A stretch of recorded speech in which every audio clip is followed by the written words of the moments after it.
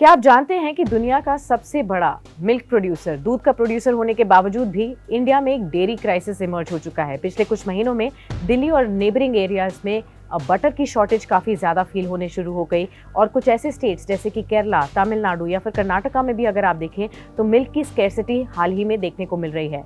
अब इसके पीछे का एक कारण है कि डोमेस्टिक प्रोडक्शन जो है वो लगातार गिरता चला गया, जिसकी वजह से अब हालत इस तरीके हो चुकी है कि भारत को अब दूध को इम्पोर्ट करने के बारे में सोचना पड़ रहा है। एक ऐसा प्रोडक्ट जो कि भारी मात्रा में अभी तक भारत से एक्सपोर्ट किया जाता था। तो अब ऐसा माना जा रहा है कि किस तरीके से इंडिया इस मेस में आ चुका, इसके बारे में जानने की कोशिश करते हैं। सबसे पहले तो एक डिजीज आउटब्रेक हुआ जिसकी वजह से मिल्क की शॉर्टेज हमें देखने को मिल चुकी है। कोविड की बात नहीं हो रही है, यहाँ पर एक ऐसे डिजीज की बात हो रही है जो कि काउस को अफेक्ट करता है और इस डिजीज का नाम है लंपी स्किन डिजीज। हाल ही में हमने देखा कि बड़ी मात्रा में लाइव स्टॉक को लंपी स्किन डिजीज हो गया, जिसमें काउस को सबसे ज़्यादा इस डिजीज से अफेक्ट हुआ। खासतौर पर कुछ रिपोर्ट्स जो ओडिशा में आई थी सितंबर 2019 में, उसके बाद से इस तरीके के डिजीज़ के केसेस जो हैं वो सामने आते हुए दिखे और ये बहुत ही हाईली कंटेजियस वायरस है, जिसकी वजह से 1.5 लाख से भी ज़्यादा कैटल जो है भारत में मर गए, जिसकी वजह से फार्मर्स के पास कम काउस थी और मिल्क भी शॉर्टेज में देखने को मिला। अब इसके अलावा भी अगर आप देखें तो फॉडर शॉर्टेज की भी बातचीत हो रही है।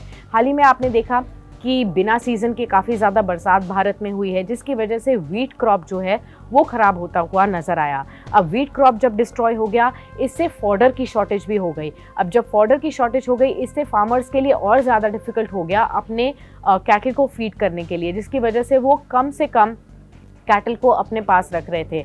और साथ ही अगर आप कोविड-19 की भी बात कर रहे हैं तो उस डिजीज़ से भी काफ़ी ज़्यादा फ़र्क ये पड़ा था कि एकदम से दूध की जो डिमांड है वो कम हो गई थी साल 2020 में, क्योंकि बहुत लोग कम डेयरी कंज्यूम करने लग गए थे। उस समय कोई भी बाहर से चीज़ें नहीं ले रहे थे, तो ऐसे में जब कंजम्पशन कम हो गई तो फार्मर्स को अपने कैटल को कम करना पड़ा, मिल्क को कम प्रोड्यूस करना पड़ा और जिसकी वजह से भी एकदम से अगर आप देखें मिल्क का, चीज़ का, बटर या स्किम मिल्क का जो प्राइसेस है वो भी क्रैश हो गए थे। अब डेयरी फार्मर्स को ऐसे में लाइव स्टॉक भी कम करना पड़ा और या फिर उनको पूरी तरीके से इस बिज़नेस से बाहर आना पड़ा। अब इन सभी केसेस को देखते हुए लगातार जो मिल्क की डिमांड है कोविड के बाद वो तो बढ़ती गई, लेकिन जिस तरीके से प्रोडक्शन हो रहा था वहाँ पर कमी आती चली गई। अब आप 2023 की भी बात करें, हाल ही में अगर आप देखें तो अब शॉर्टेज हो रही है डेयरी प्रोडक्ट्स की। मिल्क प्राइसेस 6.5% एवरेज से बढ़ चुके हैं इस पिछले साल में। अगर आप भारत के लार्जेस्ट डेयरी ब्रांड की बात करें, अमूल की बात करें, अमूल ने ऑलरेडी अपने जो प्रोडक्ट प्राइसेस हैं उन्हें 15% से बढ़ा दिया है।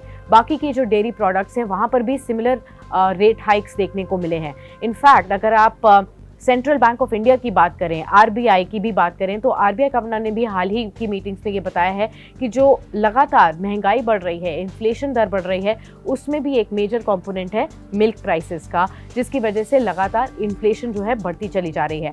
अब इस क्राइसिस को कॉम्बैट करने के लिए सरकार ये कोशिश कर रही है कि डेयरी प्रोडक्ट्स पर टेम्पररली इम्पोर्ट ड्यूटीज़ को घटाया जाए, जिससे कि कम प्राइसेस पे इंपोर्ट हो पाए डेयरी प्रोडक्ट्स के लिए। अब ये पॉलिटिकली कंट्रोवर्शियल भी हो सकता है, लेकिन सवाल सबसे बड़ा ये है कि क्या भारत इस मिल्की मैस से बाहर आ पाएगा या नहीं, और क्या वापस से जो अपना स्टेटस था वर्ल्ड्स लार्जेस्ट मिल्क प्रोड्यूसर का, वो उसको खिताब दोबारा मिल पाएगा या नहीं। इसके लिए तो वक्त का ही इंतजार करना होगा, लेकिन फिलहाल के लिए ये सिचुएशन गंभीर है। वीडियो पसंद आया तो हमें लाइक, कमेंट, शेयर और सब्सक्राइब जरूर करें।